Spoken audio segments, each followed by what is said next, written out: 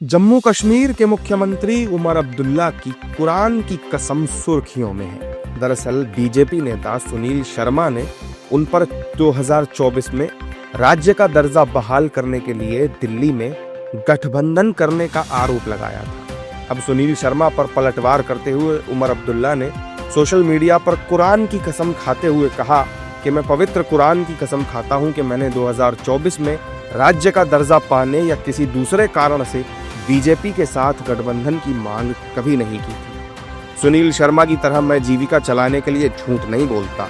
अब उमर के इसी बयान पर सियासी बहस छिड़ गई है। एनडीए नेता उमर अब्दुल्ला पर हमलावर है। देखिए, कसम क्या खाएंगे। जो नेशनल कॉन्फ्रेंस का एक अवसरवादी इतिहास रहा है, सत्ता में बने रहने के लिए अनेक अवसर ने कई समझौते किए, इसीलिए कबूल ज़्यादा बेहतर है।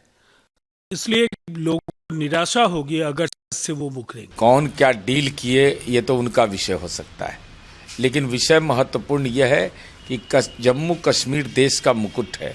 राजनीतिक अस्थिरता कहीं से न्याय संगत नहीं है। अब कौन क्या किससे क्या बात किए थे इस संबंध में, कौन कसम खा रहे हैं, गवई भाषा में क्रिया खा रहे हैं, वो तो जम्मू कश्मीर की जनता सच को जानती है। जबकि विपक्षी नेता उमर अब्दुल्ला की पोस्ट के बाद केंद्र की बीजेपी सरकार पर हमलावर हैं और वादा खिलाफी और झूठ बोलने जैसे आरोप लगा रहे हैं। सुनील शर्मा महा के झूठे इंसान हैं और भारतीय जनता पार्टी की संगत है जिसमें कभी कोई सच नहीं बोलता। भारतीय जनता पार्टी ने वादा किया था जम्मू कश्मीर को पूर्ण राज्य का दर्जा देने के लिए। जब वो लोग अपने वादे पे खरे नहीं उतर रहे हैं और उसके लिए वो क्षेत्रीय पार्टियों को ब्लैकमेल कर रहे हैं, इस ब्लैकमेलिंग की जांच होनी चाहिए। सुनील शर्मा को इस ब्लैकमेलिंग के बारे में कहना चाहिए कि आखिर पूर्ण राज्य का दर्जा देने के लिए आप लोग उमर अब्दुल्ला साहब को ब्लैकमेल क्यों करना चाहते हो। और उमर अब्दुल्ला उस मिट्टी के नहीं बने, वो फारूक अब्दुल्ला के बेटे हैं और शेख अब्दुल्ला के पोते हैं।